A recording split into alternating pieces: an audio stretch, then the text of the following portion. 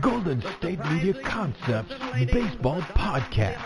We cover everything Major League, from spring training to the World Series. We've got your favorite club covered, from New York to Boston to LA. This is the Golden State Media Concepts Baseball Podcast.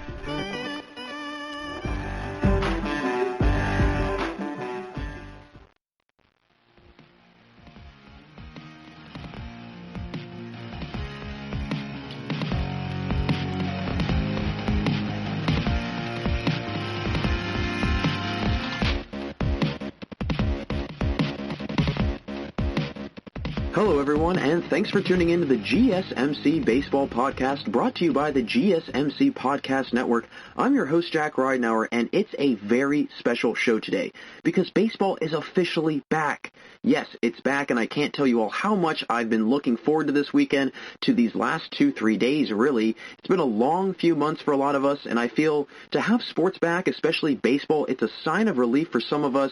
We've got a really good one in store today. There's a lot to go over with the season just starting and baseball getting back into the full swing of things. So for today, I'm going to run down what I'll be talking about, and to start, I'll be giving my recap and rundown of the opening day games, Nats versus Yankees and Dodgers versus Giants, and talking about what I saw, a little overview of what happened, and what I see happening for these teams in the season. Then I'll be jumping into some recent news about how fans can view games during the MLB season this year, and what ways the teams in the league are going to try and have fans still a part of the game day tradition. It's going to be a very, very weird situation watching games at home, and there's not going to be a soul in the stadium. I'll next get into a discussion about the predictions for the NL East this year and break down the division, who will be first, who will be last, and the teams that will fall in between. I'll also share, how I see those teams doing this year, some players that are going to really highlight those teams, so on and so forth. And then I'll wrap things up talking about the top 5 greatest opening day performances of all time. A lot of historic things have occurred on opening day, some records that have really yet to be broken. So stick around for the last few minutes of the show. I'll give those rankings of the top 5 greatest opening day memories. I want to get into it, though, immediately. I want to jump into it. I want to talk about these recaps of the opening day games, and boy, was there a lot that went on in the first 2 games of the 2020 season. To kick it off, Nats versus Yankees. As we all know, game unfortunately ends in a rain delay. I'll get into that in a little bit. But for starters, Giancarlo looked like he didn't skip a beat from missing nearly the entire season last year. Giancarlo Stanton, big-time slugger for the Yankees, only played 18 games last year for them. So, to have him back in the lineup and back healthy, that's a ginormous addition for the Yankees. Sent a moonshot out to left center to open things up. He really jumped out all over that pitch that Scherzer threw to him. And Max Scherzer was on the bump tonight. It was Scherzer versus Garrett Cole, so a great, ace matchup between the two teams. Scherzer, though, has an issue with giving up homers, and particularly homers and runs in the early part of the game. He usually needs an inning or two to get really in the groove of things, and, this isn't always the case all the time, because he really can come out dealing early, but when he tends to give up those runs, it's early on in the game as opposed to late. So if he's able to get out of those first couple innings unscathed and untouched, it's smooth sailing for the rest of the game if you're the Nationals, but if not, it's going to be a rocky start, and I'll get into Scherzer's performance in a little bit, but, for the most part, minus those couple runs he gave up, he was pretty much untouchable. His stuff looked great. His command of his off-speed and his fastball looked really good. And, as always, typical Max Scherzer breaking ball. Such a tight break. That, 12-6 drop that they talk about, or 6-12 drop that they talk about. That thing just drops, sinks immediately. And it was humming tonight, but, unfortunately, the Yankees got out all over him early on, and so on and so forth. Now, Adam Eaton, though, early on, he responds very quickly, sent a Garrett Cole fastball into the stands over in right center. The Nationals definitely, missed having him in a lot of last year and the year before, as he's been injured kind of ever since he's really gotten to the Nationals. But they're also going to definitely miss, and tonight they definitely missed having him, Juan Soto. right before the game today, as of right now of recording Friday, July 24th, very early in the morning, giving you the latest breakdown of the games just ending not too long ago. But on Thursday, so yesterday technically, he was diagnosed with COVID-19, and he had to sit out the game due to the infection, and quite frankly, they don't really know when he's going to be back. He's asymptomatic, but the problem is, the big worry is, he was around a lot of the Nationals players the day before, and batting practice, IO, everything else. So having him around and him just recently being infected, I'm sure there's a lot of unease in the locker room right now with the Nationals. After that home run, like usual, Max Scherzer was able to settle down, and he went on to strike out 5 by the top of the third inning. He seemed confident, and he had, like I said, good command of his off-speed pitches, but Aaron Judge was all over him. I mean, had 2 hits off of him in his first 2 at-bats, one of those hits scoring a run. So although Scherzer did have a strong start, he still had runs scored against him, unfortunately, early on. Wound up compiling 11 Ks, though. He's a guy that's going to get a lot of strikeouts, and I saw something the other day where they talked about, will his strikeout record of consecutive strikeouts or of consecutive seasons of 200 Ks or more continue on? Will that happen this year? Who knows? But, I mean, he's well on his way right now, opening day, and he already had 11 Ks. I mean, he's a high strikeout guy, and that's really what his dominating feature is. I mean, besides, his incredible stuff that he's got, his wide range and arsenal of pitches that he's got. But being able to strike out that many guys and at such a high rate, that's an impressive thing for a pitcher for sure. Garrett Cole, though, as always, was very dominating. The fastball was humming, and it showed, only allowing that 1 run through 5 or 6 innings that he dealt. But Scherzer, again, kept stacking up the Ks, like I mentioned, and, it was pretty unreal to see him, through 6 innings, not even 6 innings, having 11 Ks. That is a very, very hard thing to do. Now, what was very, very, very unfortunate, and honestly, with just everything that has been going on this year, and it just came as no shock, really, as the first game ending in a rain delay. I mean, it kind of, that was, very, I feel like kind of a perfect way to describe 2020. First game back, or first game of the MLB season, first baseball game in months, first game in over a year, and all of a sudden, it ends in a rain delay after 6 innings. Go figure.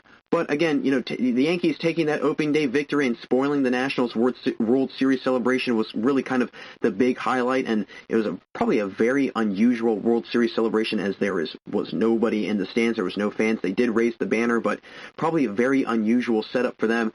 But saw some really good action out of the Yankees bats. I mean, they seem to be right where they left off last year. Again, having Judge, having Stanton now back in the lineup, once they get DJ LeMahieu back in and healthy, Gary Sanchez, so on and so forth. This is a dangerous team in the AL. I mean, if you're an AL East team, I would be very, very afraid of these guys, because they've got hitting, they've got pitching, and Garrett Cole, one of the best pitchers in the MLB, having him as your ace, he is nearly untouchable. I mean, he's a hard guy to hit, so it's going to be, an interesting year for the Yankees, but I think that they're going to really make a big-time push for the World Series. I think they could be a serious, serious contender.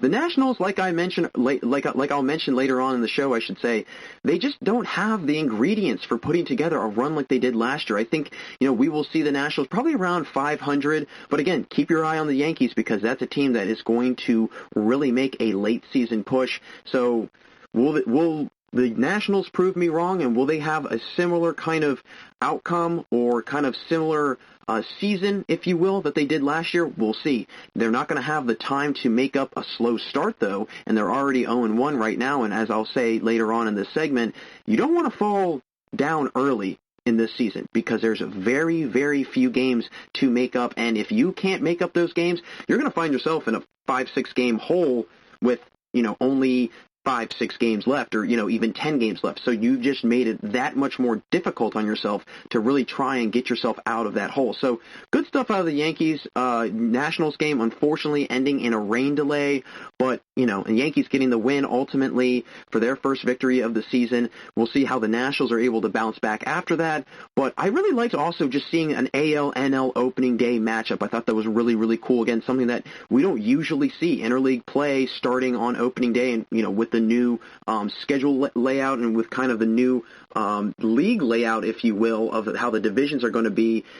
it'll be fun to watch teams that are in the NL East play the teams that are in the AL East. Could start some new rivalries, could start some new matchups. So I'm really looking forward to seeing that as the season continues to play out. Now, I want to get into the Dodgers versus Giants recap, because this was, I mean, by no shock, the Dodgers completely dominated, and I'll unpack it a little bit more. But the Giants are just a team that, I don't know what it is, the last couple of years, they just haven't been able to play up to the standards that they were playing at earlier on in the 2010s. I mean, they put on an incredible run those first 5 years in, between 2010 and 2015.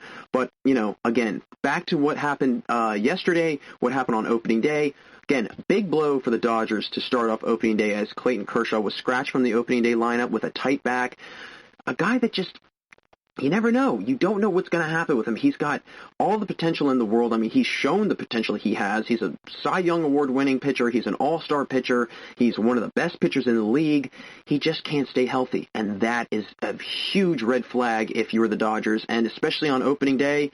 I mean, you don't want that happening. I'm pretty sure it was some back soreness. I think it happened while he was lifting, so another not good sign. I mean, getting in that, extra work that he needs to put in the weight room, it now came back to bite him a little bit. And as a lot of the guys have said on TV, a lot of the TV announcers and a lot of the radio announcers that I listen to, we are going to see a lot of guys get injured early on in the season. We're going to see guys, whether it's with COVID-19 or just simple injuries because they haven't been playing in over a year. So those guys are not in shape. They're not in the condition that they need to be. And right here, we have a perfect example. Clayton Kershaw not able to play on opening day because, he probably is not in tune with his body like he usually is at this stage of the season. So big blow for them. Rookie Dustin May got the opening day start. And let me tell you, May came out hurling in the first inning. Topped 99 a couple times. You could tell he was a little nervous, but he settled down after that first inning. A lot of promise in him. He did give up a couple runs later on in the game, unfortunately, but he's a guy that's been floating around in their minors for a couple years now. Third-round draft pick, guy out of Texas.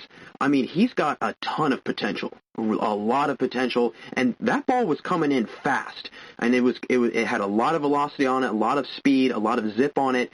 He's going to be a guy that, with this rotation and however it's going to shake out, because, I mean, again, they don't have David Price because he's opting to not play this year because of COVID-19, and now Clayton Kershaw is out for however long that might be. Walker Buehler is always that guy that's going to probably be there. He's probably going to hold the fort down really for most of that rotation. Dustin May could be a big-time savior in that bullpen, in that rotation for the Dodgers as the season goes on, because the kid's got a lot of talent. He's got a lot of potential, and if his fastball is on point and if he's able to, get over the nerves in the beginning stages of the game, he's going to be another hard guy to hit for sure. The big offseason acquisition, though, for them, Mookie Betts. I mean, he had a quiet debut for the Dodgers with no one in attendance. Obviously, I'm sure he probably would have gotten a loud, roaring, standing ovation from the Dodger, faithful. But unfortunately, nobody was there to do that. So nonetheless, still had a pretty good Dodgers debut, scored a run, got a hit. So, kind of typical Mookie Betts fashion. But if he's able to stay healthy, and if he's able to have the season that he had last year, wow. The Dodgers are going to be in for a treat later on this season because, I mean, they were talking about their lineup, and I was looking at their lineup, and you just see all these names of these guys and the numbers that they're putting up. Yeah, some of them aren't necessarily all-stars, but they're just big-time supporting cast members. And they give that added boost that, Bellinger, Justin Turner, Mookie Betts, they're all going to need. Guys like Corey Seager who can put up big numbers, A.J. Pollock who can put up big numbers, Jock Peterson, who puts up really big power numbers. Kike Hernandez, who I'm going to get into in a second, had an incredible opening day. Another very young star that is budding in that Dodgers organization. So they've got a lot of potential. They've got a lot of upside from top to bottom, 1 through 9. And with the universal DH this year, it's going to be fascinating to see, where these NL teams and what guys on these NL teams are going to wind up being the DH. We saw in the Nationals game Howie Kendrick, really taking sole leadership of that position. And quite frankly, and I'm going to probably mention it later on in this show also, he's a guy that's going to really benefit from that. He's going to really benefit from not having to play in the field every single day, mainly because he's getting older. And so being able to put him at that DH position, you can keep his consistent, strong bat in the lineup without having to worry about him being in the field and potentially getting hurt. start. Now, on the Giants side and on the other end of the field, Johnny Cueto, he had a great, strong start. I mean, a lot of ground ball outs, did a nice job at moving through batters efficiently and quickly. The Giants did take 2 big hits in the offseason, though, definitely gave them a little bit of a different makeup than usual. Madison Bumgarner, no longer with the team, signed with the Diamondbacks in the offseason, and Buster Posey, former MVP, star catcher for the Giants, opting to not play due to COVID-19 pandemic. So we will see how the absence of those two, could affect this team throughout the season and throughout the rest of the way.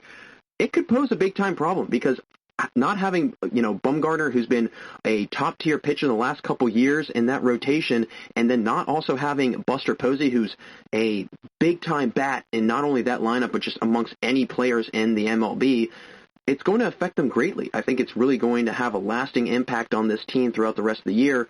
But, for the most part, Johnny Cueto, he had a pretty good opening day start. And May, again, Dustin May ran into some trouble in the third, wound up loading the bases, only 1 run scored, though. And I have to give Cueto a lot of credit here. He's a player that has been up and down the last few years, but he does something that I've really come to pay attention and really appreciate also out of, not only him, but other pitchers that do it. And that's the deception of his windup. He has this kind of stop-start motion that he's able to throw hitters off, and he does a really good job of selling it and concealing his pitches. I mean, there was many times where he would change the, motion of his windup, the speed of it, the delivery of it. Sometimes he had a high leg kick. Sometimes he had a high leg kick with a little bit of a turn and a pause. Sometimes he just had a straight, go. It's just a straight throw to the mound or to the plate. So with those varying windups and deliveries that he has, he's able to throw hitters off because they can't really gauge what he's going to throw. And Eduardo Perez, I think it was saying it very well on during the game on TV. Being able to do that, it's really hard to watch film and scout pitchers because you never know what they're going to do. You don't know what they're going to throw. You don't know what kind of motion they're going to tip you off with. And Cueto does a great job at hiding it and concealing it. And, he did a really nice job getting out of a bases-loaded jam in the fourth. He did give up a run, but was still able to get out of that situation. He really moved well through those first 4 innings. And, again, after that starting pitching, though, the Giants bullpen comes in, and that's where kind of, things go downhill for them. The game kind of got blown wide open, and bottom 7 proved to be the big difference maker in the game. Dodgers tacking on 5 runs in the inning. It was a 1-1 ball game going into the inning, and then they had 5 runs. Kike Hernandez, like I mentioned, budding star for the Giants, had a heck of a day. 4 hits, couple runs driven in, a really, really good day from the plate for him. And he was one of the big reasons in that 7th inning why they really kind of went off on that roll. He was one of those one of those main prominent guys that was able to get on base, get a hit, and it kind of was just, a trickle-down effect from there, and it snowballed into a couple runs for the Dodgers, and ultimately it was the separating factor.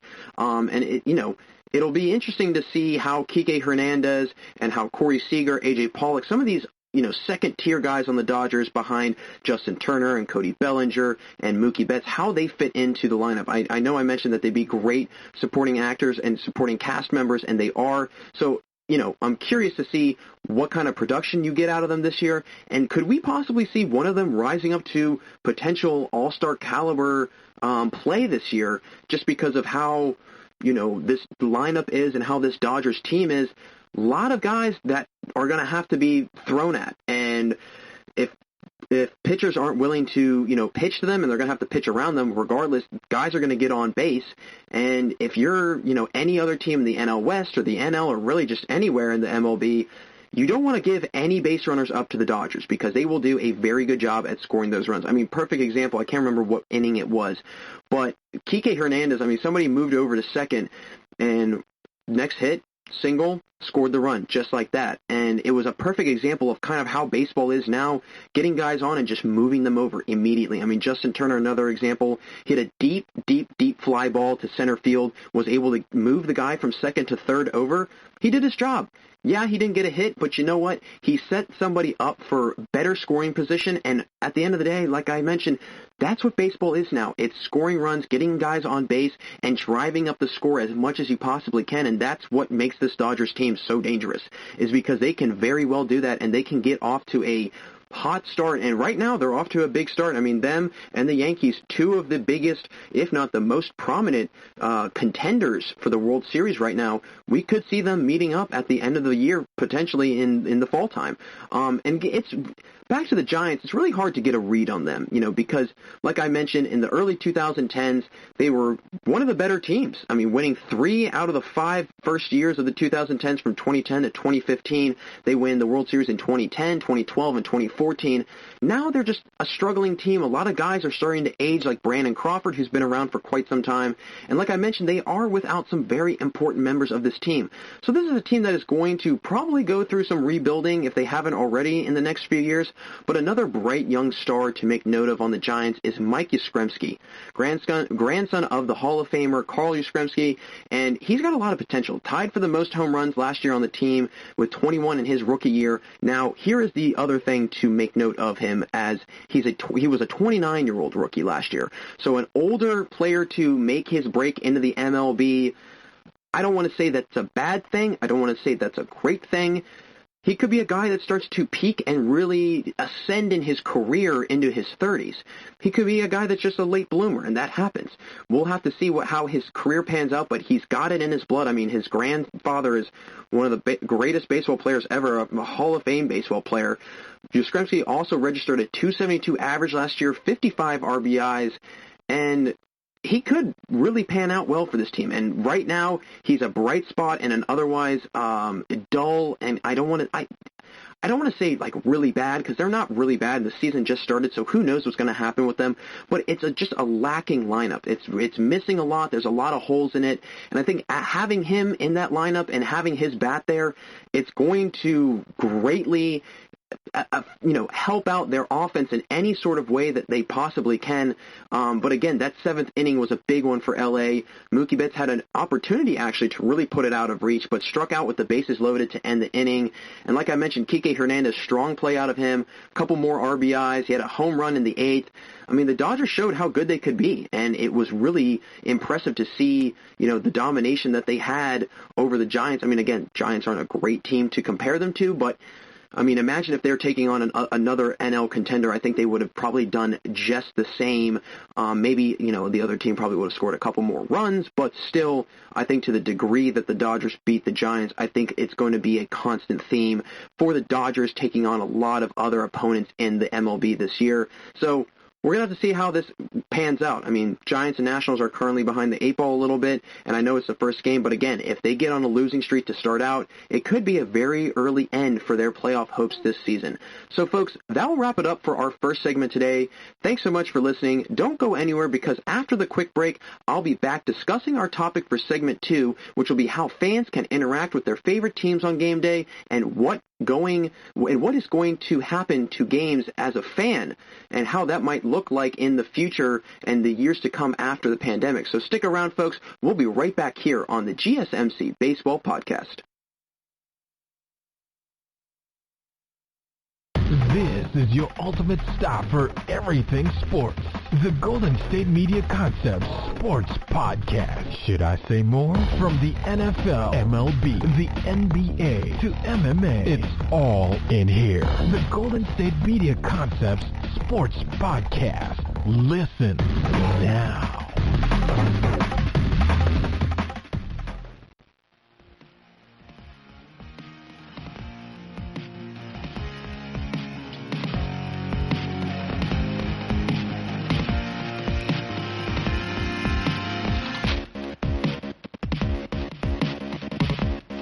Welcome back, everyone, to the GSMC Baseball Podcast. Jack Ridenauer again, and we had a really great discussion in Segment 1 looking back at the first 2 opening day games of the 2020 MLB season and giving a little breakdown of the 2 games. Now, folks, stick around for the final minutes of the show as I will share my top 5 greatest opening day performances of all time. I'm going to try and stick with this opening day theme, as I know we're all very excited that baseball is finally here. I want to now get into a story that I came across the other day that involves something that has been a big big-time curiosity of mine for a while now, which is fan interaction at games this year. I mean, we all know that there's going to be no fans in attendance for any games, and it's going to be a year that none of us have ever seen. So it's going to be very interesting to see not only what teams do and what TV companies do, but also how fans are going to, interact during games and what really the future of going to games will be like for fans.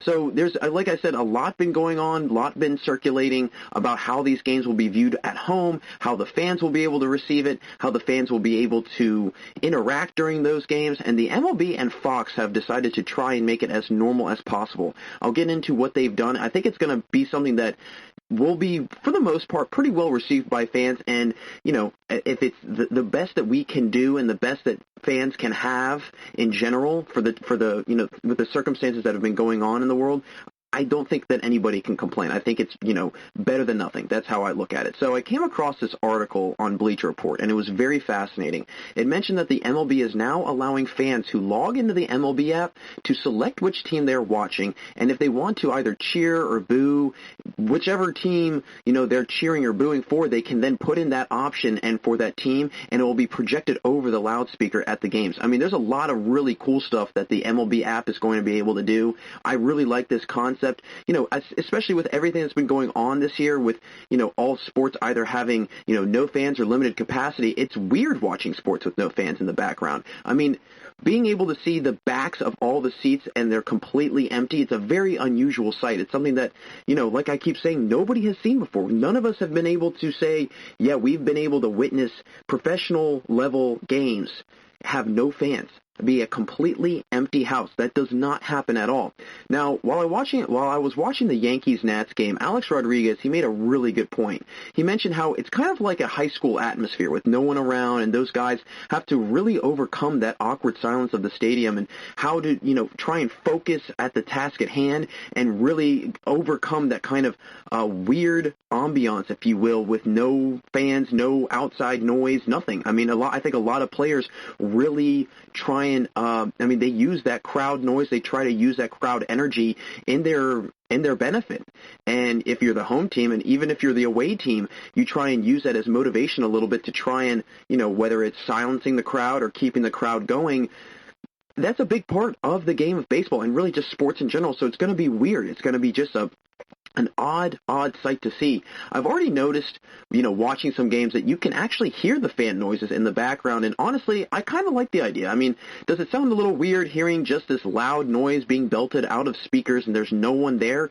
Yeah, but, I mean, if it helps keep it as normal as possible, like I mentioned, it's going to be fine, and I think that, something is needed, something has to be done, because if they hadn't, people probably would have complained, about how unusual the field was. I'm sure players would have probably complained also, and, I mean, watching games live on TV and it's dead silent, that is not fun, for as great as it is watching a baseball game or any sports game on your couch at your house.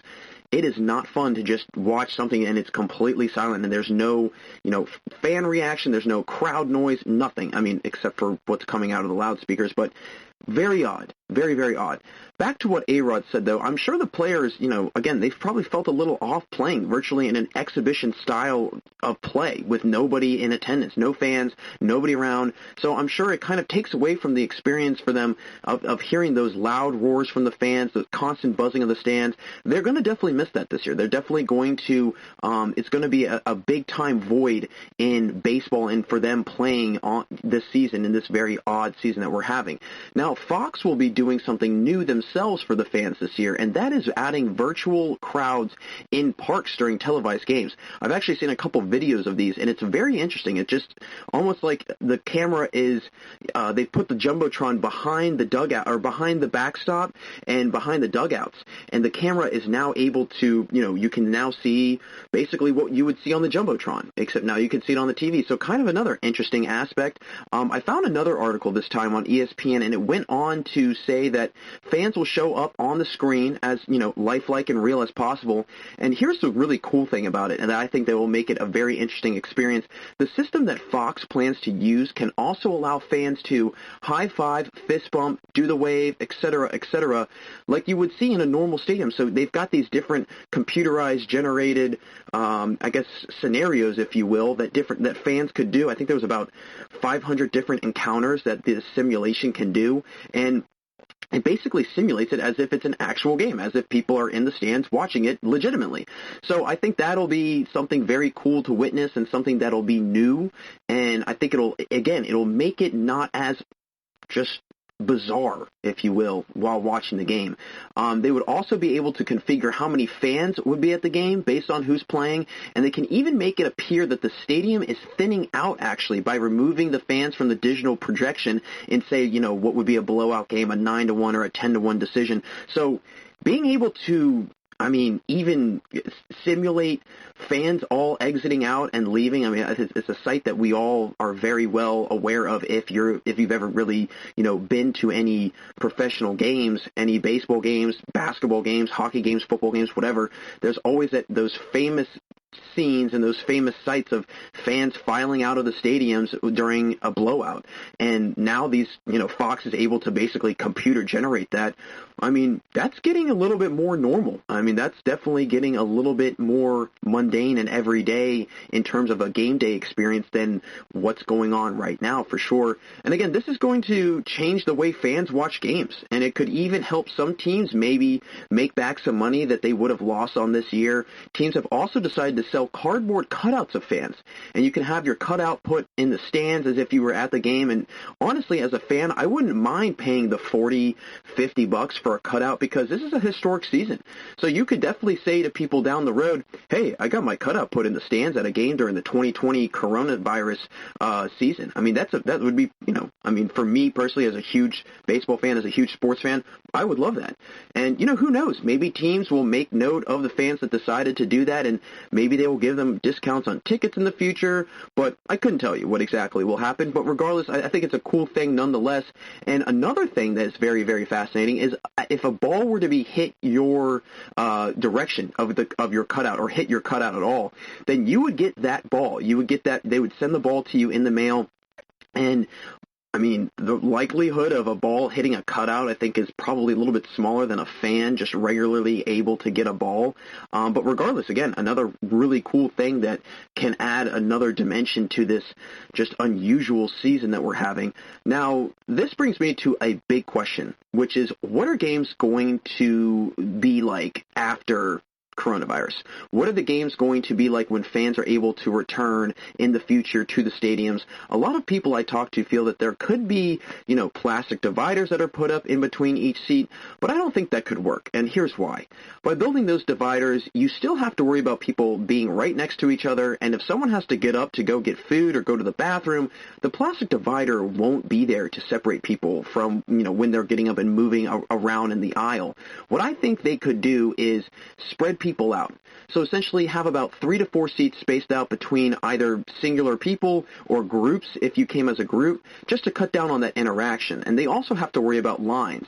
How do they control lines? How do they make sure that people, don't stack up on top of each other and can still be spread out? That's going to be another headache and a half for some of these teams to figure out. Also, I think that having, group tickets, what are group ticket sales going to be like in the future? How are they going to be able to distinguish, people that have been around each other for a lengthy period of time and don't have to run the risk of, 2 people that haven't seen each other in, however, many weeks or months, and they get together and they go to a game together, and who knows, one of them has come in contact with someone who's had COVID-19, or they even have it themselves and they don't know it. How do you go about selling group tickets at that point? So again, that's another kind of quandary that a lot of teams are going to have. Now, there have been, other professional teams and other professional leagues that have been throwing around ideas of how they could avoid lines forming. And one of those ideas is having fans receive almost like a pager or some sort of buzzer to let them know when their food is ready and when they can just go up to the concession stand and grab their food. This is definitely another aspect I could see happening in the future, because at the end of the day, there's no way that stadiums stadiums could operate without being able to sell food and beverages during the game. I mean, that's a large part of their revenue. And, I mean, they're already losing a large amount of, money this year. And so in the future, they're going to have to try and make that back. And they can't afford having, no food, no beverages being sold at games. That's going to be a big part of them getting out of this financial hole that some teams are finding themselves in this year. So teams are going to have to figure out a way somehow to make sure that, fans can still get that food and drink safely without anybody, potentially risking their health or starting a big mass conglomeration of people, if you will, in front of the concession stands. Now, this interactive feel that fans are going to want is going to improve as the season goes on. In another ESPN article written by Jun Lee, he talks about how teams will then be able to include their in-between innings entertainment, like mascot races and things along those lines. So, again, that's a big, big part of baseball. And, now that I really think about it, that's something from the game day experience that I will personally miss this year. I'm a big fan of in-between inning entertainment. I love going to different stadiums and seeing how creative teams can get with their game day entertainment. What kind of promotional ideas do they do? What kind of mascot races do they do? Are the mascot races themed? Are they, the same thing every single day?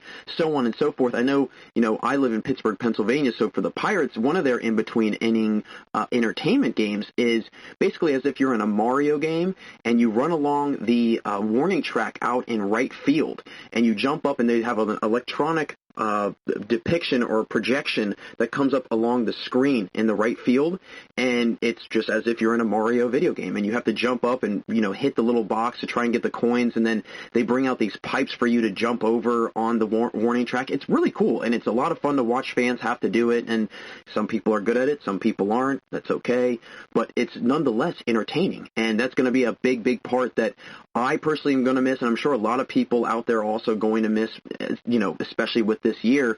Now, in addition to everything the MLB app has to offer for the game day experience, fans who are using it are able to see how many fans for whichever team is watching or cheering for whatever teams might be playing. So you can see if there's going to be 75% Red Sox fans as opposed to 25% Yankees fans. So you can see those numbers and those statistics just to get an idea, I guess, if you will, on who's watching, how many people are watching, and what the kind of percentage is of people that are rooting for those different teams.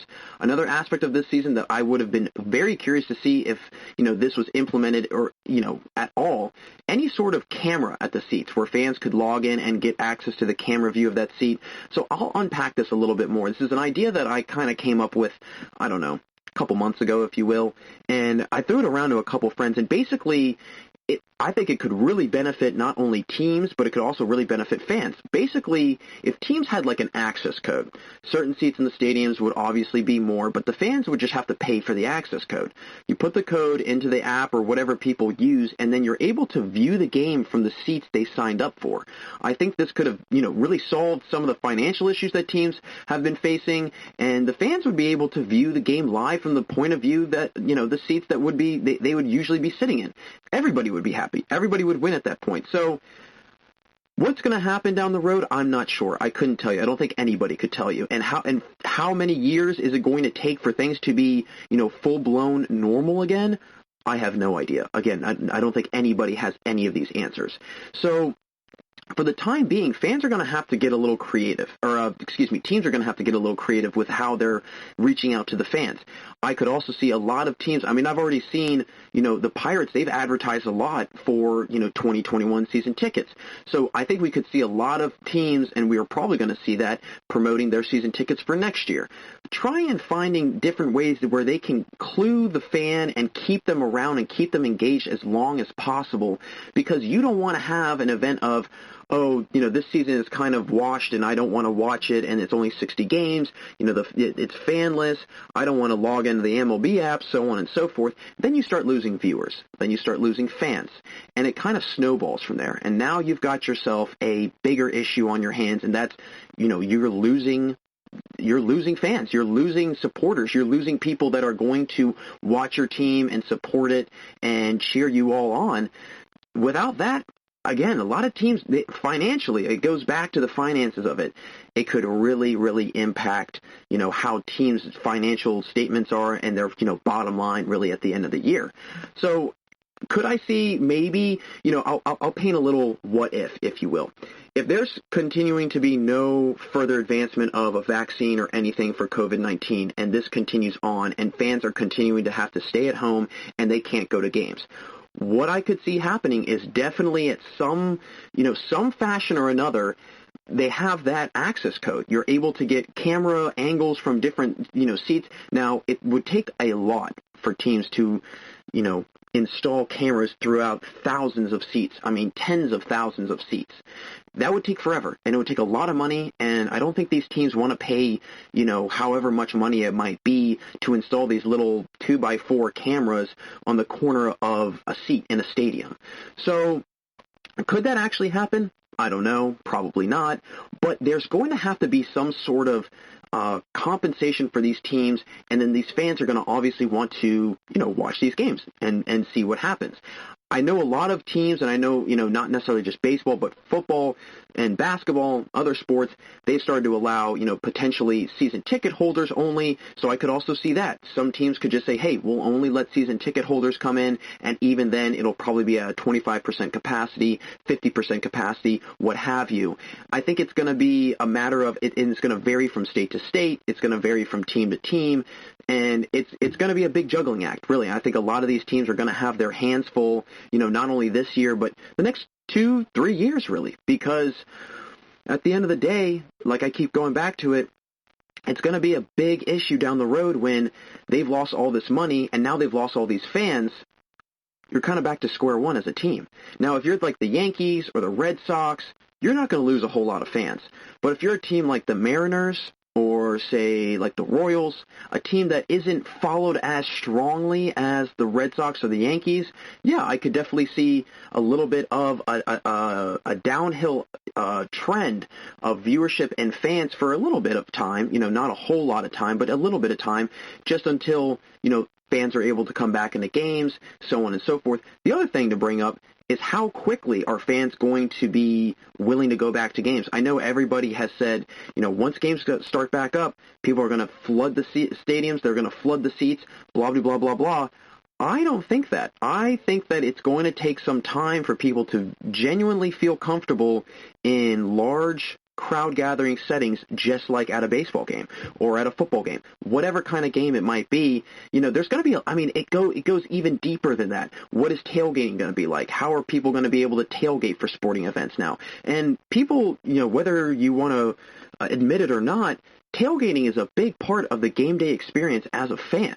No matter whatever way you swing it, people love coming down early, hanging out with their friends, playing some games, grilling up, making some sausages, burgers, whatever you like to eat during game day. That's going to be a totally different situation also. So, again, this whole issue of this pandemic, it trickles down into everything, and as a result, the whole overarching theme of the fan interaction and the game day interaction for fans, it's being greatly affected. It's being affected from the top to the bottom, and even if you're having tailgating affected, that's a big thing right there. Now, that's a really, really, a problematic thing because, again, people love doing that. People enjoy going and doing that. So we'll see what happens down the road. I think some of these new changes, I don't think they'll last forever, obviously. I definitely think that people, as, they're allowed back into games, I think people will slowly want to come back. They'll slowly want to go back and see their teams. But it's going to take a while. People are also used to just hanging out, being inside right now, being quarantined off, whatever you want to call it. So they're kind of in a rhythm of not wanting to go to games, not wanting to go out, not wanting to risk, possibly getting sick or so on and so forth. So it could take some time. And, these teams probably are not going to like that because, they're going to want to try and make up this financial difference that they're in right now. But at the end of the day, if it's about people's health and people's safety, there's not a whole lot that they can do. I think, some of these teams, I think they should be, or some of these teams are probably very just thankful that there is just, sports in general, and that they didn't have to, have any sort of significant, there was a lot of drastic, significant results to all of this, but they're still able to field a team, they're still able to field a season, and they're still able to have access to their MLB stadiums, unless you're the Toronto Blue Jays. But nonetheless, half glass full, half glass empty, you can definitely see the pros and cons to a lot of this different stuff that's going on. So we'll see what happens. It'll definitely be very interesting moving forward, being a fan of baseball, and a lot of my friends have talked about it. It's going to be a monumental day when they say that fans are fully allowed back in the stadiums. And I know for me personally, I'm going to find the first set of Pirates tickets, Pitt Panther basketball tickets, Pens hockey tickets, whatever I can get my hands on, and whatever season I'm in, because I'm just dying to get back to a live sporting event, because, it's been months, and I've drastically missed it, as I'm sure a lot of people out there also have. That'll close it out here for us in this second segment, but don't go anywhere, because coming up, I'll get into my breakdown of the NL East and share who I think can really rise to the occasion and can be the division winner, and who is going to have a tougher time getting to the top. Stick around, folks. We will be right back here on the GSMC Baseball Podcast. Tired of searching the vast jungle of podcasts? Now listen close and hear this out. There's a podcast network that covers just about everything that you've been searching. Hey! The Golden State Media Concepts Podcast Network is here. Nothing less than a podcast bliss with endless hours of podcast coverage. From news, sports, music, fashion, cooking, entertainment, fantasy, football, and so much more. So stop lurking around and go straight out to the Golden State Media Concepts Podcast Network. Guaranteed to fill that podcast itch. Whatever it may be. Visit us at www.gsmcpodcast.com. Follow us on Facebook and Twitter, and download us on iTunes, SoundCloud, and Google Play.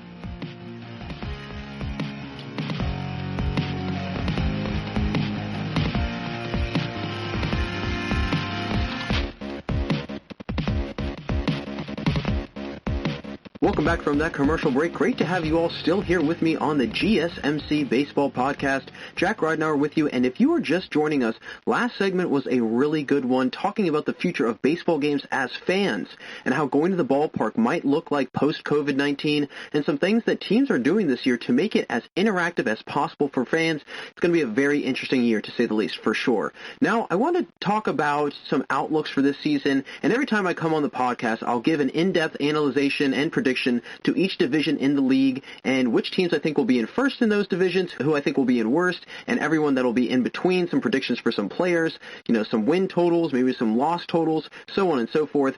The first division I want to get into is the NL East. Now, this is a very interesting division. There's a lot of teams that I think it's a very evenly balanced division, and I think there's a couple teams that are all pretty on the same playing field, if you will, but I'll get a little bit more into that. Again, the Braves and the Nationals have always been kind of that top team, or wanting to vie for that top spot the last few years in the division. Mets and Phillies have also made their fair share of noise, and I think the Mets could be a very good team down the road. But I want to get into it. Let's get into some predictions, some rankings. So the number one team that I think will be, first place in the NL East, and again, I think, people might be shocked by this pick, some might not, but I'm going to have to go with the Braves. There have been a lot of people talking about them for, a lot of different reasons. For the off-season acquisitions, all the players that they could do a big-time impact this year and have a big-time impact for the Braves on the field. They've got a ton of weapons. They have a young, talented mix with some very good seasoned veteran players, and they're a team who is really in striking distance of a lot of teams in the NL.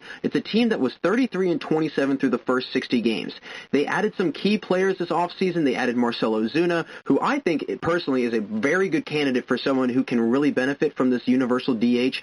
Not a great fielder with the potential of power hitting numbers. Yasiel Puig, who is also same kind of case, not a great fielder, but has a lot of promise from the plate. So adding those two guys to the lineup and adding them to the roster, I think it's going to really pay off for the Braves in the long run. But again, he's another guy that's got a lot of pop, just like Ozuna. Both of them going to be in Braves uniforms this year. The division as a whole, though, I genuinely think is up for grabs. I mean, I think it's pretty open for the most part. And then also, if you, for the Braves on their hand, if you throw in Freddie Freeman, Ozzie Albies, Ronald Acuna Jr., I mean, now that kind of wide open field that the division has, after you mention those guys mixed in with the veteran leadership, I mean, it might be a closed case or a closed, book case, if you will, for the Braves in winning the NL East this year because, I mean, they've got a great team on paper. And again, that is on paper, and they have not played a game yet. So we'll see what happens. And again, they finished in first place last year, and we know, again, the kind of the rising stars that they have on their team. But, the real shining star of that division, and it was the Nationals last year. I mean, winning the World Series, they had a 19-31 record through, however many games it was, and they were able to put together an incredible run towards the end of the season in the postseason, and they wind up winning the World Series. Again, I'll get into the Nationals in a little bit. But, again, another big pickup for the Braves, Travis d'Arnaud, guy that came off from the Rays last year, a catcher, and again, he's not a great bat. He's not an incredible bat, but I think that, he could be pretty decent for them. He could be a good guy behind the plate for them. Last year he had a pretty decent year batting-wise, so who knows? He could maybe, add that and top that from last year possibly. They added Cole Hamels onto the rotation as well. They also have Mike Foltynewicz working on the mound. So their pitching for the most part is okay. It's not great. I know I've mentioned the Braves before. That's kind of the thing for me that I'm looking to see how their pitching will perform. I think that it is definitely a soft spot in their team, and I think it's a weakness that could possibly be exploited. But again, we'll have to see what's going to happen. But I really do think that the Braves have a legitimate shot at winning the division, being in first place, and a team that could honestly go pretty far. Again, I've said this probably many times. I don't think it's going to be the teams that win 40-plus games that necessarily win the World Series. I think it'll be the teams that are going to be more so kind of in the 30 to 35 range, if you will, nothing, crazy, because it's going to be those teams that are able to peak at the right time and get the right, catch of wind, if you will, and get into the postseason with a little bit of extra energy and try and bring home a trophy for whomever that might be. So, number 2 team that I want to talk about, and again, people might be shocked by this. They might not be, and I think a lot of people are wondering why I haven't picked the Nationals. Again, I'm going to get to them. But I think that the Mets are going to be a big team to come in second place. And why, do you ask? Well, for one thing, they have, again, a lot of young talent. I mean, they've got Ahmed Rosario and the reigning home run champ and someone who also compiled the most home runs in a rookie season, Pete Alonso. And I think Pete Alonso is one of the most talented hitters in baseball, under the age of 25 or 6. And I think he's probably the best young, power hitter in the MLB by far. I mean, put up 53 home runs last year, a guy that had a 941 OPS, 120 RBIs. I mean, it doesn't get much better than that. If you're putting up those incredible kind of numbers and it's your first season in the MLB, you are getting ready for a big career. I mean, you are putting together an incredible stat line and an incredible just career, layout, if you will, of how you're going to project yourself into the future as a player. And again, not to mention, they've got Robinson Cano, who can still hit well, Michael Conforto, he had a big year last year, 33 bombs, 92 RBIs. Another guy that I really want to highlight, and he was in and out of the lineup for them a lot, came off the bench, started some, came up, kind of back and forth, but he wound up having an unbelievable year, and that's Jeff McNeil. 23 homers, a 916 OPS. So they've got a couple guys that are hitting, 20, 25 or more home runs in their lineup. And that's not many teams can get 2 or 3 guys, let alone like 1 or 2, to consistently hit 20-plus home runs in a season. And the Mets have got 3, maybe even 4, maybe even 5 guys in their lineup that could really do some damage. They've also got some very good players out in the outfield. J.D. Davis, left fielder, he hit over 20 home runs as well, an 895 OPS. So, again, another guy that's putting up a lot of power numbers. And I think, again, that's kind of the trend that baseball is going towards, and that's what baseball is like nowadays. And the Mets could be a team that could really benefit from that style. They've got a lot of power guys, and not to mention they've got a lot of power guys at the plate, but they've also got a lot of power guys in the rotation, one of them being Jacob deGrom. I mean, he's one of the best pitchers in the MLB. They've got him, who's a back-to-back Cy Young winner. They've got Rick Porcello, who's a former Cy Young Award winner. They've also got Marcus Stroman, who I think could be a very good piece in that rotation. Came from Toronto last year. He's got a lot of upside. He's got a lot of potential. A couple of years ago, he was an all-star. I know his record doesn't really, last year didn't really reflect his talent level and his skill, but I think that he could be a vital, vital member to that rotation. But with DeGrom and Porcello kind of leading the charge on that rotation, it's going to be a long uphill climb for some teams that are going to be having to face off against DeGrom. I mean, he's one of the hardest throwing pitchers in the MLB. He's got great speed on his fastball, and he's got a lot left in the tank. I mean, he's got a long career ahead of him, and unfortunately, Stroman, back to him, he's on the 10-day DL, but again, nothing of a concern. I'm sure he'll probably be back in the rotation soon enough, but with that dangerous pitching and a slew of capable hitters, this Mets team could make a serious push for a wild card spot and even make a run at the division. Now, the third place team, I definitely think will be the Nationals. I think they fit very, very well right here. I personally do not think that they're going to have the same outcome, the same season that they did last year. I think they're going to have a little bit of a World Series hangover, if you will. I think that might hang over their heads a little bit. I think that they're going to, definitely come ready to play throughout the rest of this season, but I think that they're definitely going to not have the same outcome or the same result as they did last year because they don't have the same players. I mean, they've lost a lot of guys. They lost Rendon, who was a big part of that team. They still have Turner. They still got Howie Kendrick. They still got some players. They've still got some guys that are very aware and are well known in that locker room and in that dugout. But here's the other thing that I bring up. Before 2018, between the years of 2013 and 2017, all the teams that won those World Series, so the 2012 Giants, the 2013 Red Sox, the 2015 Giants, and the 2016 Royals, all four were unable to make the playoffs the next year. So recent history is not really on their side. And again, missing Anthony Rendon, and he's coming off one of his biggest, if not his biggest years. But they've got two bright stars, just like the Braves. They've got Turner and Soto, and I think Juan Soto is going to be one of the best hitters in the MLB in the long run. I think he's got a lot of potential. I think if he can figure out the fielding, not the greatest fielder, not the greatest outfielder, but if he's able to figure that out, if he's able to get those fundamentals down pat, I mean, the bat's already there, and he's 21 years old, and he's up there very comfortably. I mean, you can tell he's just a naturally born professional hitter. Another guy that I think is going to be huge for them in the long run because of his veteranship, because of his ability to play in, late game situations. He came up big for them last year in the playoffs, Howie Kendrick. I think he was vital for them in the series against the Dodgers. He's got a lot left in the tank. Again, another guy that I think could benefit from the universal DH rule just how Marcell Ozuna could. Kendrick's getting a little older. He's definitely up in age, and by putting him in the lineup as a DH, you're now allowing him to be in the lineup every single day, and he doesn't have to worry about fielding. So he's able to have his bat in the lineup no matter what, but he doesn't have to worry about getting injured in the field or causing, any sort of error or misjudgment or whatever out in the field for his team. Another aspect, we're going to move away from the hitting now and get into the pitching because the pitching is lethal. I mean, it is incredibly lethal. Max Scherzer, who I think, in my opinion, has been the most consistent, most dominating pitcher in the last 6-7 years. I mean, he's got a string of consecutive seasons, I think it's 8 now, of 200-plus Ks. And I know Chris Sale has done the same thing. He's been very dominant. So, there's been other guys that have also done very similar, incredible feats like Scherzer. But, I mean, the guy can shove. The guy can pitch. Him, Strasburg, and then Patrick Corbin. And I think Patrick Corbin's a guy that people might look at Scherzer and Strasburg and they kind of ooh and ah at that. And I get that. I get why. Because, I mean, they're big, prominent guys. They're big players. They're big-time guys that have performed well and have been performing at really one of the highest levels possible for many, many years. Patrick Corbin is another guy that performs at just as high as a level.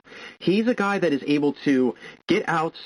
He's a high strikeout guy. He was 10th in the league last year in Ks, 238. He posted a 3.25 ERA. He was 14-7.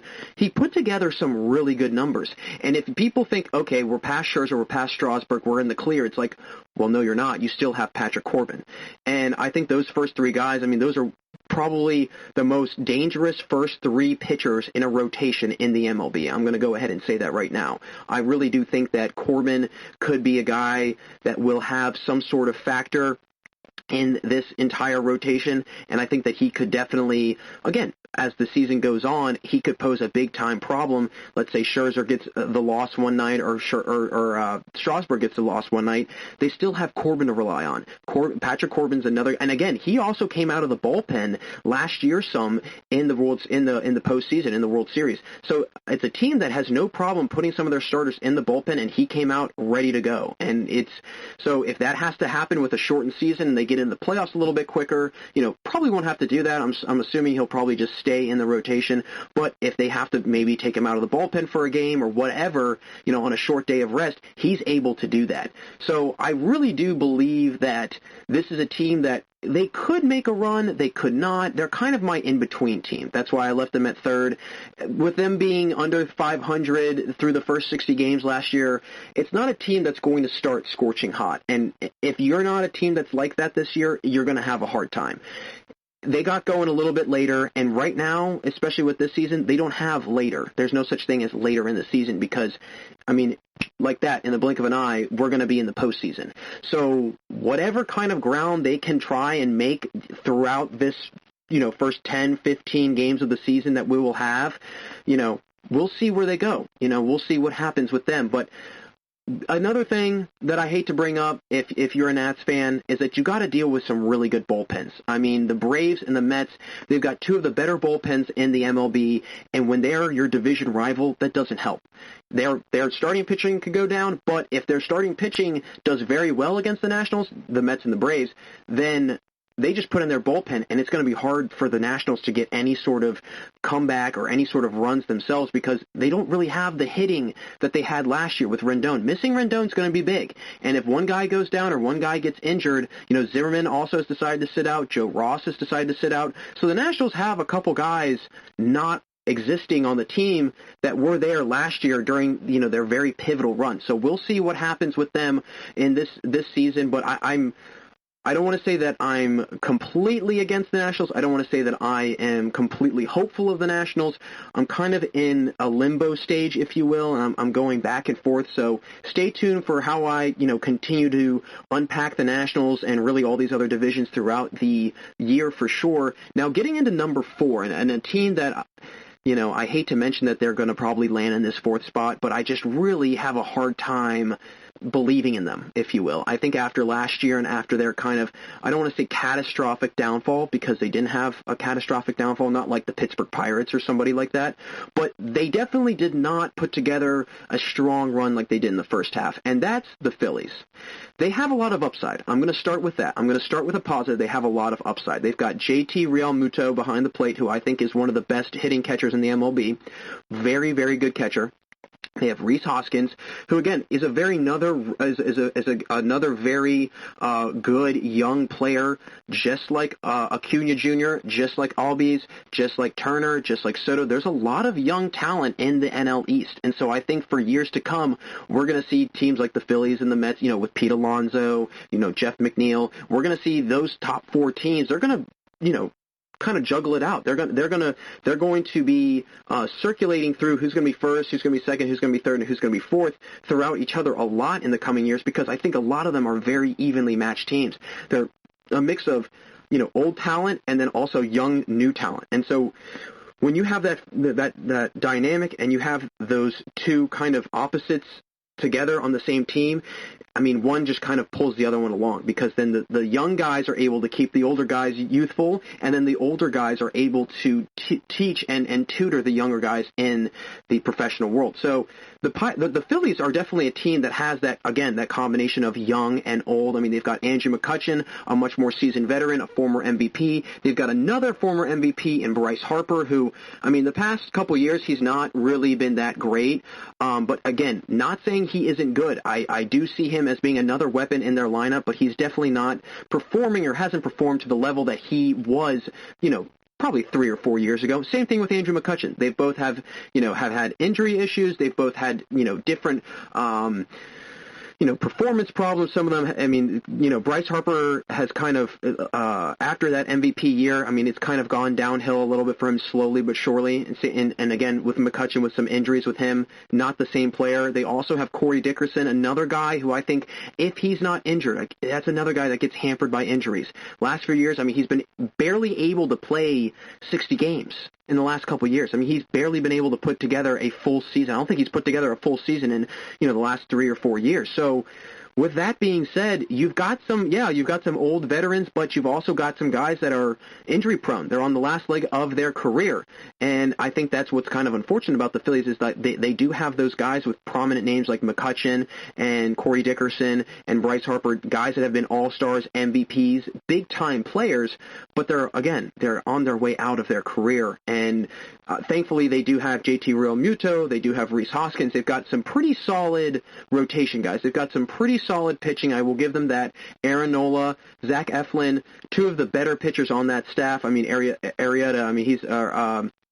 They also have Jake Arrieta, who's another all-star caliber pitcher. So with Nola, Eflin, and Arrieta, all three of those guys able to put up big numbers. I mean, they're all, again, Arrieta is a hard-throwing, big strikeout kind of guy. Same with Nola.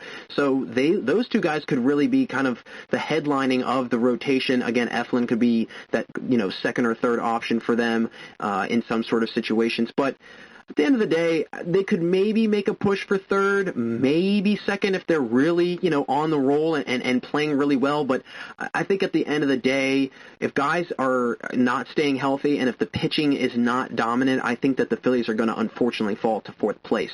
Now, the team that I think everyone can guess who's going to round out this NL East breakdown and who's going to be in dead last, I hate to say it about them, but the Miami Marlins. I mean, for me, this wasn't a hard selection. I think the Marlins have been one of the worst teams in baseball the last 2 or 3 years. I almost feel bad for them. One of the lowest attended stadiums in baseball, and they just built a beautiful brand new stadium. I've got a buddy down in Florida who's actually been in the new stadium, and he said it was awesome. He just said it was really unfortunate because there's literally not a soul there. And so, I mean, if you're ownership, that can't be good. If you're front office, that can't be good. And if you're a fan at home watching, that can't really be very supporting either and reassuring, honestly. If I'm a homegrown Miamian and I've watched my Marlins for the last 10 or 15 years, and the last couple of years have been a struggle, and I see that fans aren't really going to games now, it's just, it's hard. It's really, really tough. I mean, last year they only won 57 games, landed in last place in the division, and I think their issue is they don't have many guys hitting for great averages, and I know that it's more of a powers number game now, but there wasn't even one guy who was able to surpass that 800 OPS mark. Brian Anderson was the only guy, their third baseman, and they were at worst last year 42 games out of first place. That can't happen this year. I mean, if you're 42 games out of first place, you've won maybe 10. And again, if you're winning 10, maybe 12 games in the entire year, you're not going to be going on in the long run and deep into the playoffs and deep into the season at all. The last time they actually had a winning season was in 2009, and they've had a handful of second and third place finishes. I mean, they've been almost there. They've almost bubbled to the surface. They haven't quite gotten over that hump yet. But if this is a team that you're going to be, if you're talking about that get into a rut and that they can't really get out of it, I mean, this is a prime example. Whatever happens, they start the season off slow, and they just can't seem to get it together. It's not like the Nationals, or I know the Brewers are very like that. They're kind of teams that are able to get things going as the season progresses. If the Marlins start bad, they're going to be bad the rest of the year. And those first, 15 games of the season are going to dictate really how that team is going to perform, and especially with how the Marlins have performed the last couple of years, these first 15 games are going to be vital. They are going to be very, very important for them. Now, if Miguel Rojas plays well, then maybe they have a shot, but other than that, I just don't see them, have a whole lot to look forward to this year. I mean, they've got guys that hit under 200 in their starting lineup. Curtis Granderson, who, again, he's on his last leg of his career. Lewis Brinson also struggled really, really badly from the plate. So they've got guys that struggle to hit. They don't have a whole lot of firepower, and, their pitching staff is up in the air. So it's a team that, unfortunately, because of all of the investment and all the renovations that were put into, not only the stadium, but also the rebranding of the team and the new logo and so on and so forth, I just don't see it being a very, popular destination, if you will, for wins this year. I just don't think Miami is going to be one of those teams.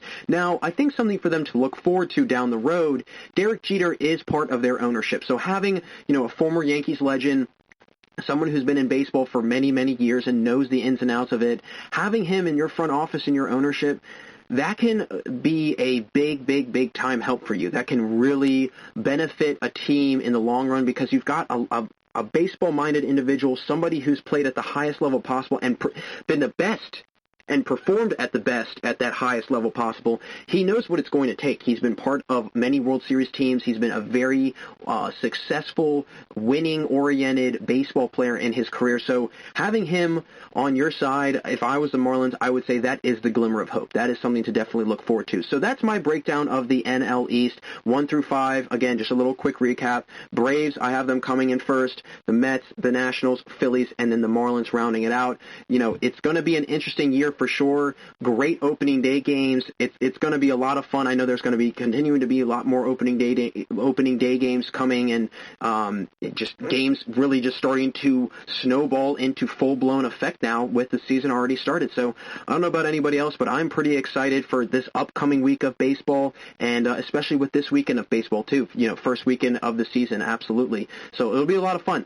Now, that was a great segment. I appreciate everybody sitting around, tuning in. Stick around for more to come on the GSMC Baseball Podcast, part of the GSMC Podcasting Network. We're going to take a quick break here, folks, but don't change that channel. We've got a great final segment for you as I'll be ranking my top 5 greatest opening day performances in history, a topic I figured would be very fitting with opening day just happening and the season finally underway. I'm Jack Ridenour, and we will be right back here on the GSMC Baseball Podcast. Want to know the latest in soccer? Then listen to the Golden State Media Concepts Soccer Podcast. From MLS, the World Cup, and the Premier League, we've got you covered. The latest updates, the hottest matches, and news on the league's top players. It's the Golden State Media Concepts Soccer Podcast.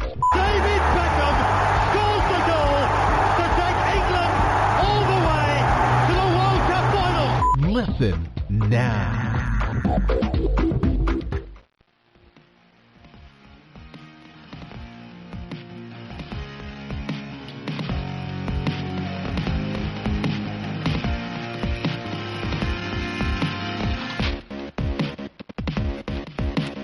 Hey everyone, and thanks for sticking around for the fourth and final segment here on the GSMC Baseball Podcast. Jack Ridenour is still here, and I've got a really, really great final segment for all of you today tuning in. Now, with opening day just happening and the season finally starting after a 4+ month hold-on play, I thought it would be very fitting to go back and investigate the greatest opening day performances in baseball history. Now, opening day is very special to me. I mean, I have fond memories of a few years in grade school, my mom sometimes, and I'm not sure if my mom would want people to know this, so sorry, Mom, but it's a very special memory, so I figured I would share. She would sometimes take me out of school early to go see opening day for the Nats, my hometown team. I'm originally from Maryland, so, D.C. was not a very far drive for us at all. Now, I didn't do it a whole lot, so, don't think that my mom took me out of school all the time, but I do have great memories of my mom picking me up, handing me, my Nationals gear to change into, heading down to the ballpark with her and my stepdad. Some very good memories, some very, very fond memories I have of opening day for sure. So I want to take a look back at the 5 best and most memorable opening day performances in baseball history because there was a lot. I mean, I was going through them, and I was doing some research on the internet. There's a lot of impressive opening day stat lines that I saw, and I was like, wow, it was really hard to pick from, really. So I've got 5 right here. I'll kick it off. Number 5, and again, don't mean to stick with the Washington baseball theme, but former Washington Senators ace Walter Johnson in 1926 threw a 15-inning complete game shutout victory on opening day. Now, this right here is an incredible feat during any game. Doesn't matter if it's opening day or not. The impressive thing also was that he was 38 years old. To be able to go that long in a game again, at any age, doesn't matter, but at 38 years old, at a very seasoned age, he essentially went almost 2 games worth of pitching. I mean, he was 3 innings shy of it, 15 innings. I mean, 2 9-inning games would be 18 innings. So through 15 innings, just 3, I mean, he literally came 3 innings, close of being, pitching 2 full games pretty much. The Senators ace then struck out an impressive 12 batters, giving up only 6 hits. 6 hits in 15 innings, that is, first off, for the other team, that's a very small amount. But second off, if you're Walter Johnson and you're staying that consistent and that in the zone, if you will, throughout the entire game like that, and even after the 9th inning, 10th inning, 11th inning, I mean, you see guys that start to get, worn down if they're going into extra innings and they've completed an entire game already, 9 innings worth. No sign of slowing down from him at all. And, maybe because it was opening day. Now, I always worry that if it's opening day, guys aren't at their, peak performance. They get injured. They overdo themselves, a wear and tear injury. But Walter Johnson seemed to be in tip-top shape if he was able to go 15 innings. So, that's just incredible. That was a very incredible season for him in general, as he would go on to win his 400th career game as a pitcher that season, second all-time behind, as we all know, Cy Young, who has 511. Senators would not finish how they wanted to, though. 81-69, a winning record, but they came in 4th place in the American League, failing to make it to the playoffs and to the World Series. In the previous 2 years, they had actually made it to the World Series. 1924, I believe they won. In 1925, they lost to the Pittsburgh Pirates. So a very impressive opening day start for Johnson, which can really perfectly describe his Hall of Fame career. Now, number 4, again, this is a feat that we will hear later on in the segment, but I figured that I had to throw it out because it's a feat that, again, no matter which way you swing it, no pun intended, it's incredible to do. On an opening day game, on All-Star game day, on a normal game day, in August, in a playoff game, does not matter. It is a very challenging thing to do.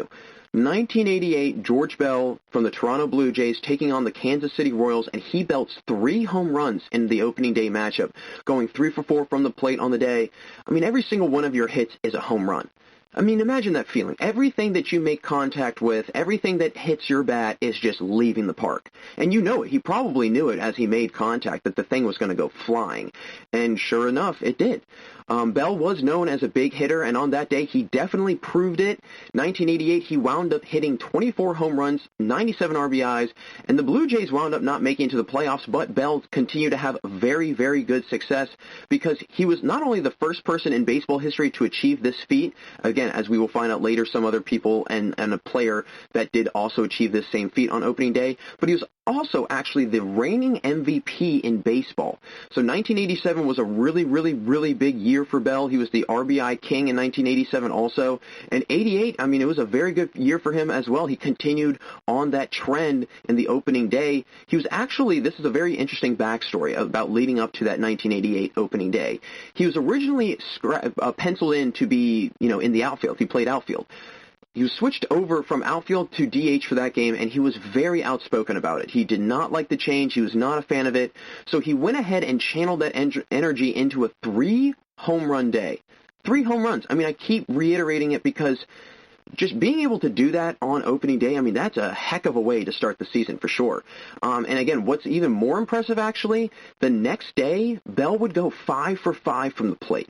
So it's already one thing if he's able to hit 3 home runs on opening day, but then if he's able to come back the next day and have a perfect performance from the plate like that, going 5 for 5, that is something that is to put together back-to-back performances like that is not easy. That is very difficult. That is very, very, very hard to do. So, he did that, with ease, it seemed like. And I did some background checking, me being me, I was very curious to see if anyone has ever had a 3 home run opening day followed by a perfect appearance from the plate the next day, let alone getting just really 3 hits. He had 5. So, I just even looked at guys that were just getting 3 hits or going 3 for 3 from the plate.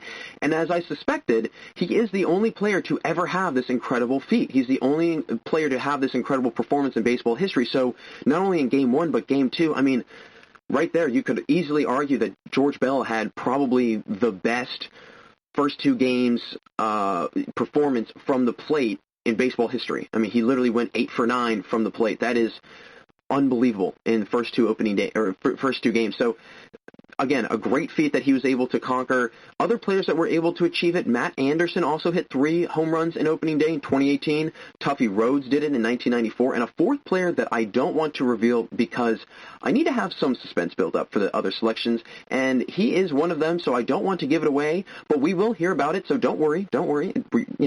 You will find out about it because it is a very, very, very fascinating opening day that happened for that player. Anyways, the other 3 players to hit that many home runs during the first game of the season, they were not able to succeed in the following day to the extent that Bell did. So he definitely showed that he was meant for the DH position, even though he was not happy, and he took it as, what seemed like an insult almost. He was, very against it, very outspoken about it, went to the media, went to the press, had a lot of different things to say about his manager and the decision, but he was able to direct that energy into his performance hitting, and he gave everyone a reminder as to why he was the reigning MVP. So going into number 3 now, and this is a player that I remember very well growing up because this is a team that when I was very young, and I look at them now because, they're, one of the top teams again in baseball, but when I was growing up, and, I think people often forget the early 2000s, they were a very good team, and that's the Houston Astros. But this player, Craig Biggio, going an unbelievable 5 for 5 from the plate on opening day in 2001 against the Brewers. Now, this one pains me to mention because as a huge Milwaukee Brewers fan, as I'm sure you will all come to find out more about as you hear me on the GSMC Baseball Podcast, this is an incredible feat. It's something that I had to make a note of. I had to give credit where credit's due because it's a tremendous achievement to go 5 for 5 really in any game. That's something that not many players are able to do. Not only getting 5 at-bats, but getting on base and getting 5 hits successfully in those 5 at-bats. That is not easy. That is no walk in the park, especially when you're facing major league pitching and you've got 98-mile-an-hour fastballs flying in at you. And you're able to every single time, 5 times, get on base, get a hit. That's really, really challenging. But again, on opening day of all days, that is a very special thing to do. The Astros went on to win 11-3. Biggio had 5 singles, no RBIs, but as a guy that batted at the top of the lineup just about, around that 1 to 2 spot, that's a great thing if you're a 3, 4, 5 hitter because it's giving those power guys an opportunity to knock in those runs. And so Biggio, he was, still the only, he was still a very good power hitter himself, but for him to set up other power hitters in the lineup and get on base like that, and somebody that was able to get on base very consistently, that's great strategic baseball on his part, able to get himself in a scoring position, on base, and right there, opening day is a perfect example. Again, he's the only one to ever do this. No one else has ever achieved the 5 for 5 mark on opening day, so it was, a very monumental day, but also Biggio, again, like I mentioned, he was part of those very good early 2000s Astros teams. Growing up, I remember seeing the Astros in the World Series, and then they had that long lull period that they weren't very good, but in 2005, that was kind of the peak of those early 2000 years for them, going to the World Series. They went 93-69 in 2001. They finished first in the NL Central, and again, it was a division that, back then, the Brewers weren't too hot, the Cubs weren't too hot, same thing with, the Reds, the Pirates were So the Astros, those early 2000s years, they were really rolling. They were really able to pick up some steam and, make a name for themselves, really. Biggio went on that year to have a .292 batting average, 20 home runs, 70 RBIs, and again, very solid numbers for a second baseman, catcher guy. Again, and, he was, of course, a Hall of Famer, had an impressive career. And so that 2001 year for Biggio, it continued to be very strong, even after the opening day hitting extravaganza he had, but it also continued on into his Hall of Fame career that he would, continue to build as years went on. So coming in at number 2, we're getting to the last 2 now, and this is the second one to be mentioned, coming from the mound, and this is Bob Feller of the Cleveland Indians in 1940, tossed a no-hitter on opening day against the Chicago White Sox. Now, another very historic season opener, as it is, again, the first and only opening day no-hitter to occur in MLB history, so a lot of firsts happening on opening day here in this top 5 ranking, a lot of different historic moments, 3 home run games, 5 for 5 games, now a no-hitter, lots of different variety, if you will. Feller coming off a 1939 season where he gathered 24 wins. He continued his domination in his young career in what would be, a moment that would happen 2 other times in his Hall of Fame career, compiling 3 total no-hitters in his long, lasting pitching career. 21-year-old Feller actually had a moment of scare in the second inning of this opening day game. Fly ball out to the outfield. Outfielder Roy Weatherly drops the fly ball, and thankfully for Feller, it was ruled an error in the official scoring, so it had no effect on him. But then after that, he really continued to pick up steam. After that second, third inning, he was rolling. He didn't have one single base runner on base until the ninth inning, and it was that final out. It had to be the toughest one of the game for Feller. Luke Appling's up the bat, and Feller battling it out with him, throws a 10-pitch at-bat, and it resulted in a walk. And like I said, it was the first base runner of the game since the third inning that Feller had allowed, so Feller was nearly perfect in this opening game. He wound up having what, to his standards, would be a very mediocre game, which I found very ironic. I mean, he struck out 8, allowed only 5 walks. If you're doing that in a no-hitter through 9 innings, I don't care whatever way you look at it, 8 Ks is a good chunk of strikeouts to have for a starting pitcher, no question. I mean, that's a lot of strikeouts for sure. And again, by, whatever standards he had, it was not, a very good no-hitting or a no-hitter performance, if you will. But again, he still got a no-hitter. And what was funny was that his catcher actually, after the game, talked about how, this wasn't even a good game for him, and he knew that. And he was aware of that. And it was funny that other people were aware of that. And, he was still being given credit where credit was due, but at the same time, it was by no means the level that he could perform at. And again, this was Feller's first ever no-hitter in his career, still came on a very important day, and is still a record that still stands today, which also, again, speaks magnitude and really the level of difficulty it is for that to happen, because a lot of pitchers are not at that peak performance right at the start of the season. I mean, you think about it, guys are coming out of, spring training, they've been on a long layover, they haven't played baseball really in, months, like a live action, actual regular season game, so guys might be a little bit rusty, their arms might not be to the level that they want them to be at. And again, that could be a big fear if you're a manager, if you're a coach, if you're a strength and conditioning coach, even if you're a player, going out and throwing a no-hitter, if you're Walter Johnson in his case, when he threw 15 innings in the first day, especially at his age, that's some just serious, you're asking for some serious wear and tear on your arm, and you definitely don't want that. You do not want that if you are a pitcher, especially early on, especially if you're your team's ace. I mean, usually, 9 times out of 10, teams will throw their ace on opening day. And if your opening day starter goes that long and potentially, has some sort of tear in his arm because he went too long, threw too many pitches, and so he's going to be, sore. He's, hindering an elbow issue throughout the rest of the year.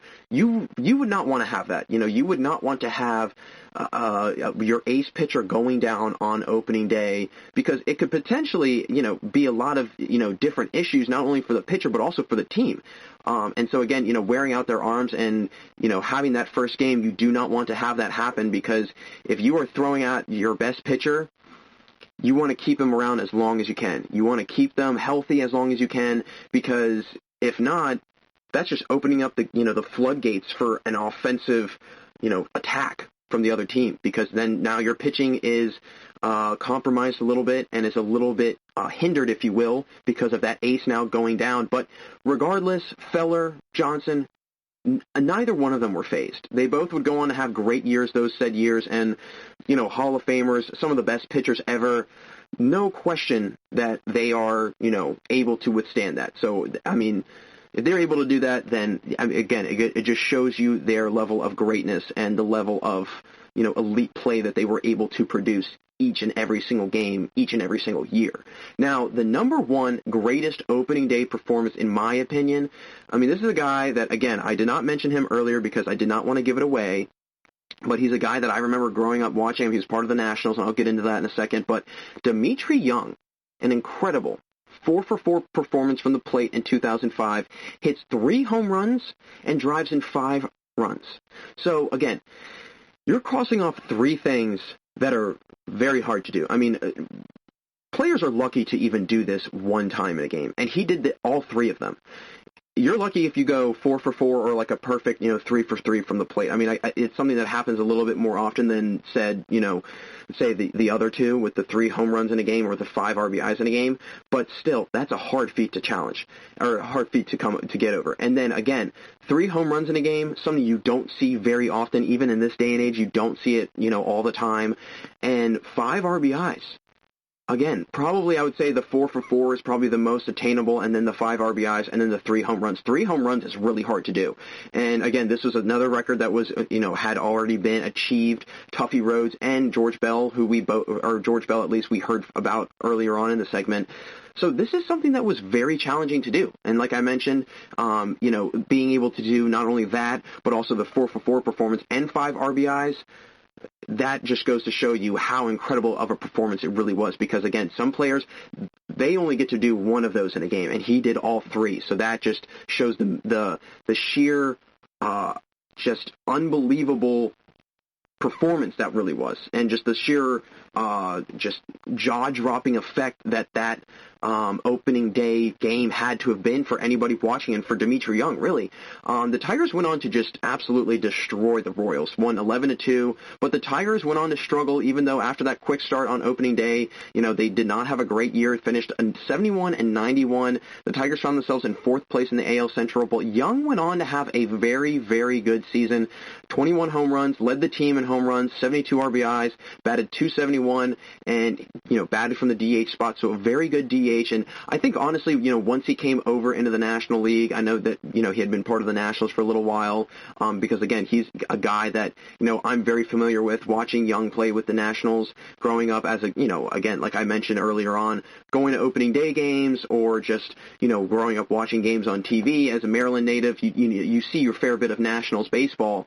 And so, for guys like, Young or Adam Dunn, Christian Guzman, Chad Cordero, I don't want to say that they are the reasons why, the guys on the Nationals last year won the World Series, but they laid the foundation for those guys, like Turner, Soto, so on and so forth, who are, now those World Series reigning champions. And if you think about it, if those guys don't, go through those suffering periods of play and those really, tough years. There were some very tough years in Washington, very, very tough years. And they were able to climb out of that. And, now we've got a team in D.C. that's the World Series champion. So it takes a while. It takes a while for teams to really get going, and I'm sure on the GSMC Baseball podcast, I'm sure I'll probably have a segment down the road talking about, greatest defunct sports teams or greatest expansion baseball teams, something like that. I always like to throw out, those different segment ideas. So definitely something that you will hear a lot more about for sure. But again, Young's historic opening day performance, it's remembered in a Tigers uniform, I think, first and foremost. And even though I always remember him as a National, I think for the most part, I think a lot of people would probably associate him as a Tiger, because that really was some of the better years of his career. Now, only a couple years later he would retire, so, not necessarily at the peak of his career, but, he still was performing well. He still was performing at a high level, and he was still able to, get it done from the plate, if you will. So, again, opening day just happening, lots of great stuff going on. Really look forward to bringing you all even more breakdowns, even more analyzations of baseball games. I'm going to be, continuing on with the GSMC Baseball podcast coming on Tuesdays and Saturdays. So stay tuned for any sort of breakdowns I have, divisional breakdowns, player breakdowns, segments, news, so on and so forth. But it's going to be a lot of fun. I look forward to sharing all of the latest and greatest baseball news and topics with all of you at home.